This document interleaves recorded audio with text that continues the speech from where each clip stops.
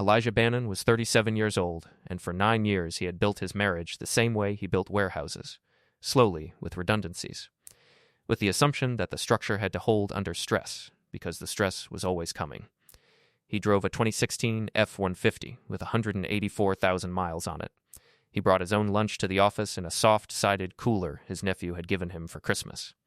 His wife's co-workers at the regional bank in Richmond called him Quiet Eli, and her best friend Adrienne called him the warehouse guy, and Sasha never corrected either of them. He came home sick on a Monday at 11:40 in the morning, a low-grade fever climbing through his shoulders, a tightness across his chest he assumed was the flu his foreman had been fighting all week. He climbed the front steps of the 4-bedroom colonial in Henrico County they had bought together in 2018, and he turned his key in the lock, and the deadbolt did not give. He tried again. He stood on his own front porch in his work boots and his fleece jacket, and he tried the key 4 times. He walked around to the side door. That key turned. The house was empty. He went to the kitchen and opened the laptop they shared, the one she had insisted they share 3 years earlier because she said it built trust, and the password he had used every morning for 36 months no longer worked. $267,000 in a home equity line of credit he had not opened. $267,000 drawn down to zero in increments small enough that the monthly statements he never opened because she handled the mail had never alerted him. 14 months of careful, patient theft committed by the woman who slept 3 feet from him and brought him coffee in bed on Sundays. What Sasha never thought to ask, not in 9 years of marriage, was why a man who spent his days running logistics for a regional distribution network would not have noticed her quiet rerouting of money sooner. What she did not know was that he had noticed 3 months ago and had spent every day since then becoming the architect of what was about to happen to her. He stood in the kitchen with the dead laptop in front of him, and he did not call her. He did not text her. He called the locksmith who had installed the deadbolts originally, and he sat down at the table to wait. What happened next would cost Sasha everything she thought she had already won. Before we jump into the story, comment where in the world you are watching from and subscribe, because tomorrow's story is one you need to hear. The Saturday before that Monday, the early light came through the kitchen window of the Henrico Colonial, and Elijah stood at the stove making eggs the way his mother had taught him. Low heat, butter first, patience. The cast-iron skillet was one his mother had given him the week he moved out at 22, the bottom of it black and slick from 40 years of seasoning between her hands and his. She had passed 2 winters earlier, and he still thought of her every time he set the pan on the burner. She had told him once, sitting at her own kitchen table the year before she died, "Elijah, a man who watches carefully never has to ask twice. The asking is what gives you away." He had been 35 then.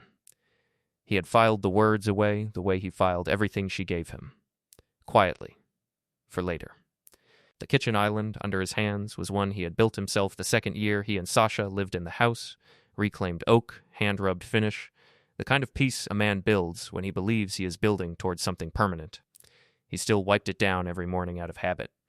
His other phone, the burner he had bought at a strip mall in Mechanicsville 11 weeks earlier on the afternoon he first understood what his wife was doing, stayed locked in the glove box of his truck under the registration. On it were the screenshots, the bank logs he had pulled through the credit monitoring service he had quietly subscribed to in his own name. The photos he had taken of the loan paperwork he had found in her sock drawer when he was looking for a pair of cufflinks. Sasha came down the stairs in the cream robe he had given her for their 5th anniversary. She kissed the back of his neck. She poured herself coffee. She asked him if he had any plans for the day. He told her he was going to the warehouse to walk through the new conveyor install with his shift lead. She told him to drive safe.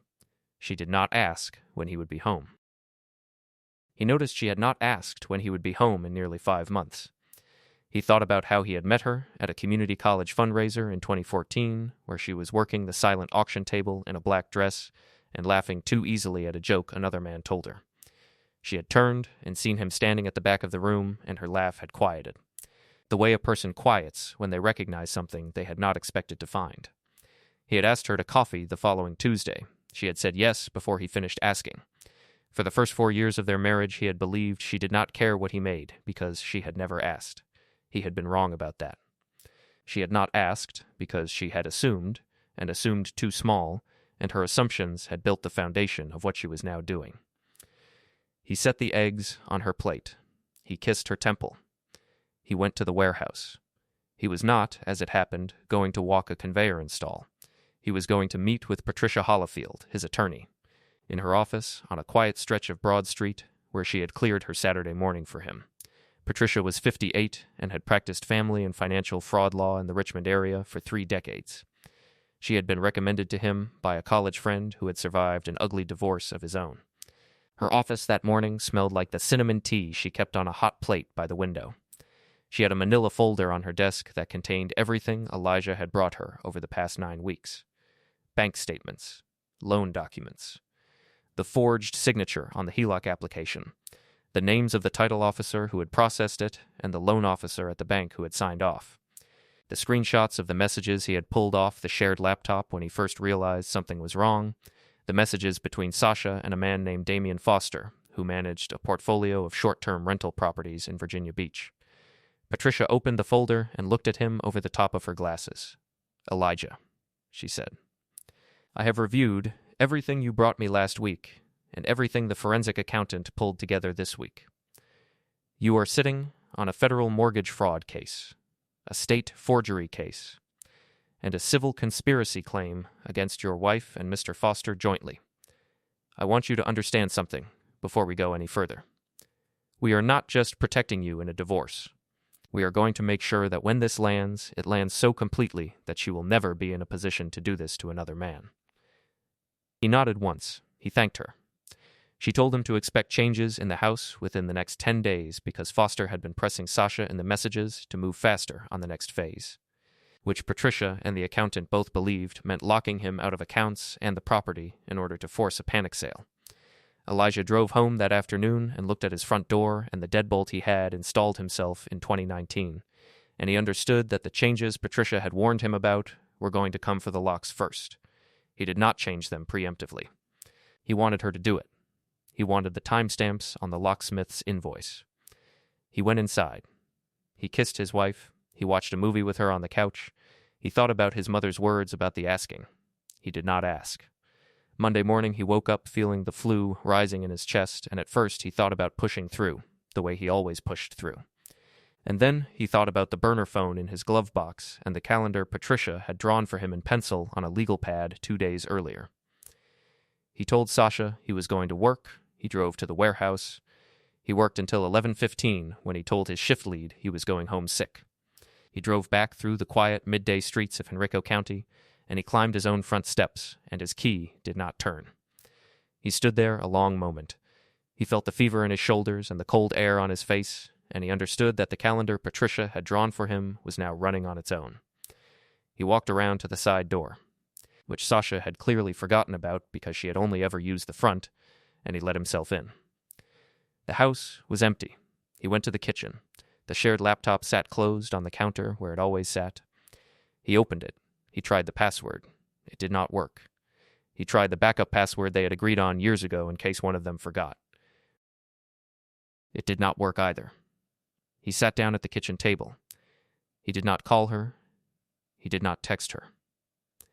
He called the locksmith on his personal phone, the one Sasha knew about, and he asked how soon someone could come change the deadbolt back. The locksmith said he could be there in 40 minutes.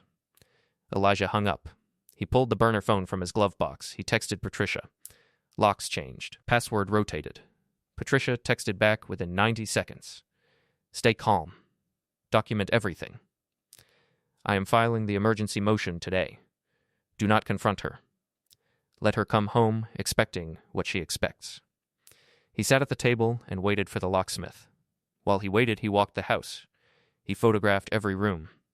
He photographed Sasha's closet, where 2 suitcases he had never seen sat half packed under a hanging garment bag.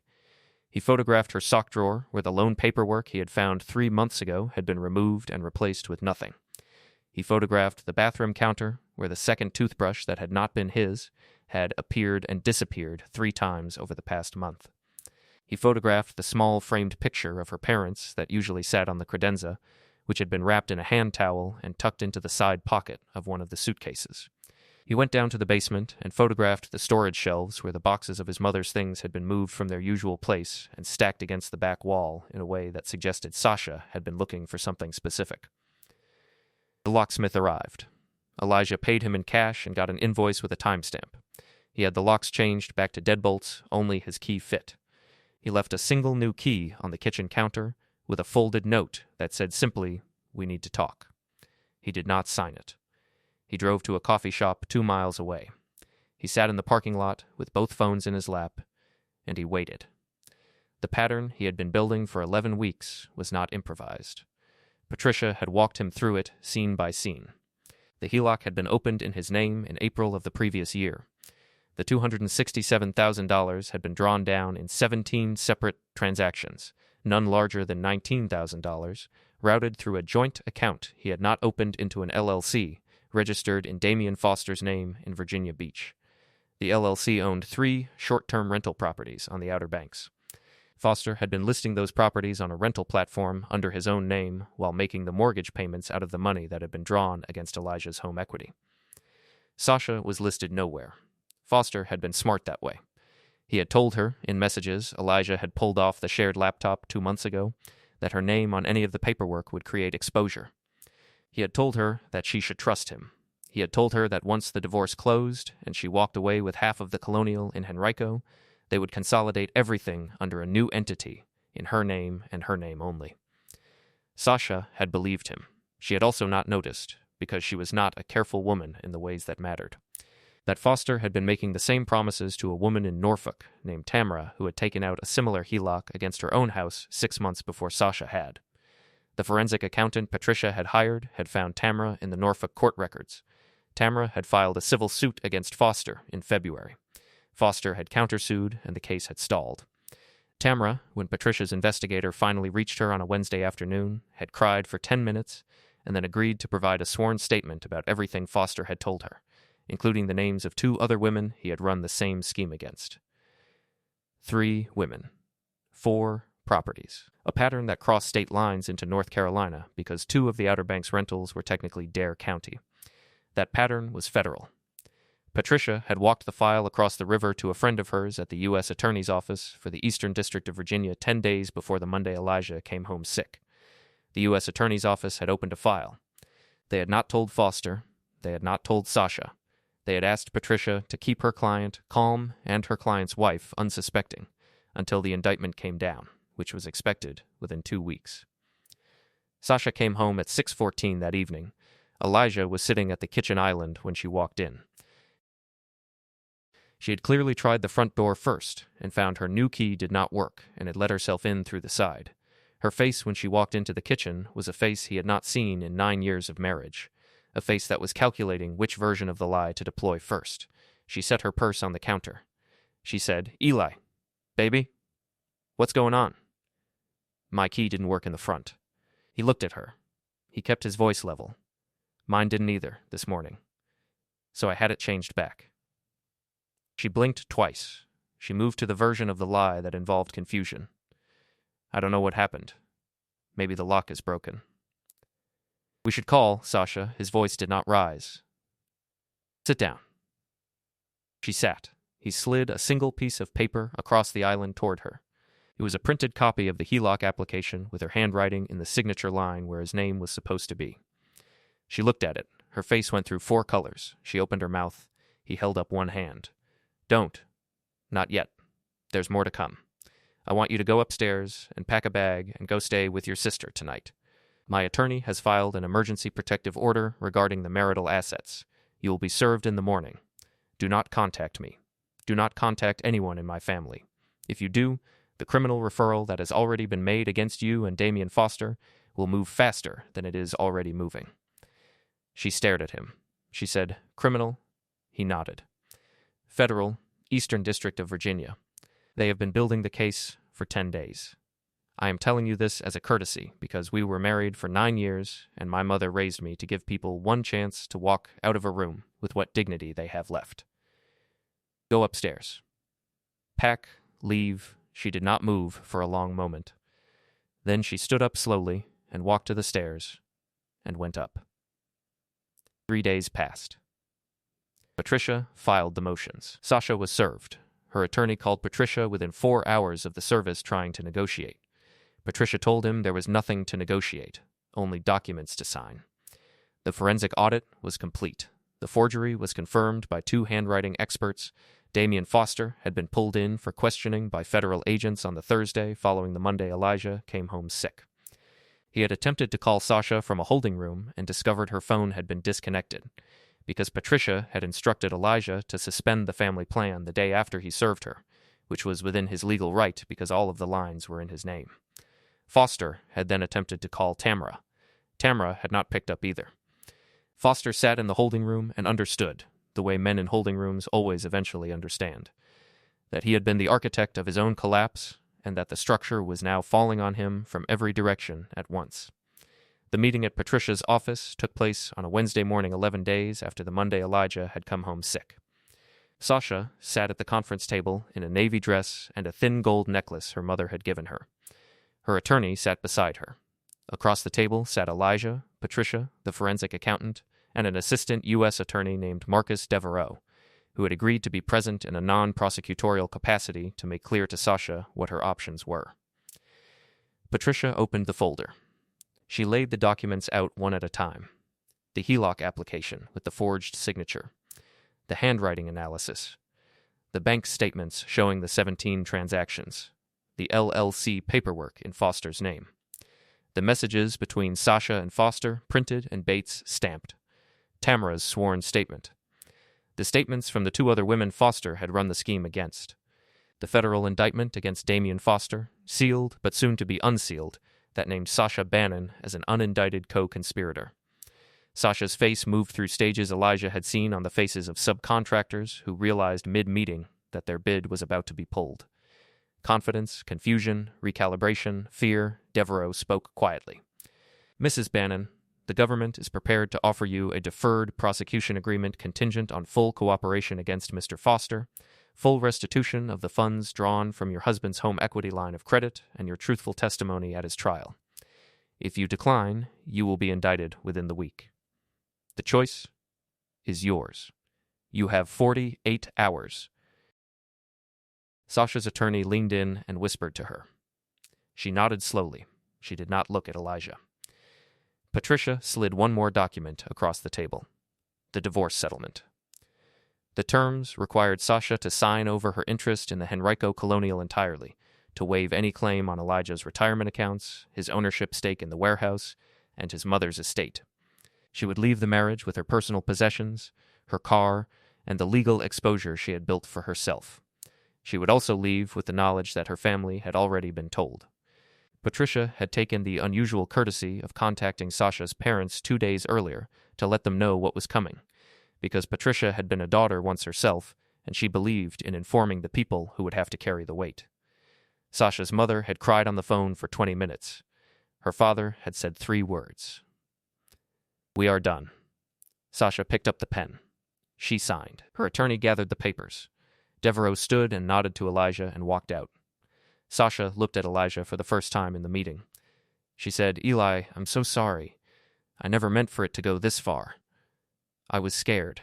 And Damien, Elijah stood up. He gathered nothing, because Patricia would handle everything. He paused at the door and turned halfway back. "My mother told me once that a man who watches carefully never has to ask twice. I watched for 11 weeks, Sasha. You never noticed I was watching. That was the part that told me everything." He walked out. The room behind him was silent. He did not look back. 7 months later, the morning light came through the kitchen window of a smaller house in a quiet neighborhood of Church Hill that Elijah had bought in cash with the proceeds from the sale of the Henrico Colonial. The floors were heart pine he had refinished himself over 3 weekends, with 2 of his shift leads helping. The kitchen island from the old house had come with him. He had refused to leave it behind. He stood at the stove in a gray t-shirt and work pants and made eggs in his mother's cast-iron skillet. The fever from that Monday was a memory now, distant, the kind of body memory that surfaced only when the wind shifted in November. Renee, the bookkeeper he had begun seeing 4 months earlier after meeting her at a small business networking event in Shockoe Bottom, came in from the back porch with a stack of mail. She was 39, calm, the kind of woman who asked clarifying questions about contracts and did not need to be the loudest voice in any room. She poured her own coffee.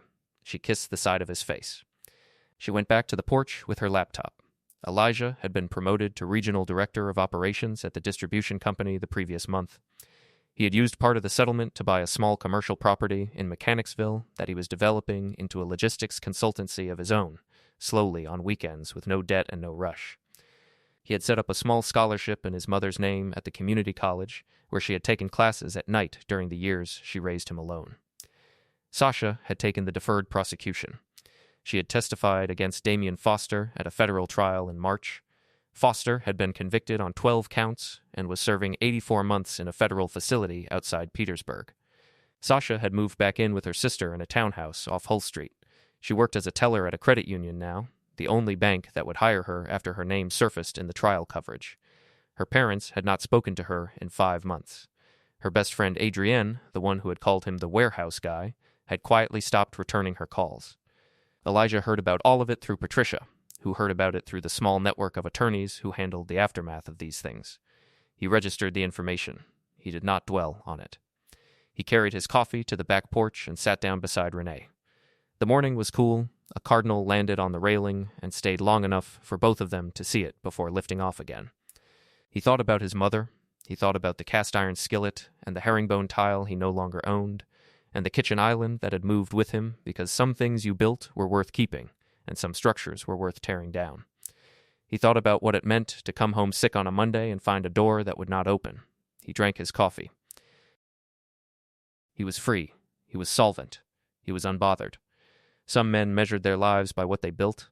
The wiser ones learned eventually that the deeper measure was what they had been patient enough to dismantle without ever raising their voice. I hope you enjoyed that one. Be sure to like the video and subscribe so you don't miss the next story. I've picked out 2 more for you that I think you'll really like.